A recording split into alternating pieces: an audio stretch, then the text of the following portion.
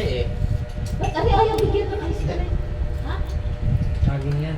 Ay, kaya tayo matutunaw ito. Ay, sabi ko. Kahit si Charles ngayon, dinali ko tayo. Mamaya yan. Meron ako kasi. Kakagising lang ata. Eh, kanina pa yung gising. Kumain din ng yogurt.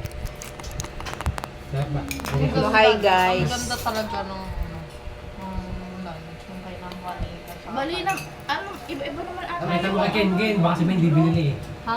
Si Moya, binili ka tigil 100 lang yan. Ako, 200 plus lang na lahat yan. Notification lang. 50 na nga lang natira eh. Hindi kasi Ken kay 500. Sayang. Ano, yung sasabi ko ng buhay na. Sabi mo yun. Dito.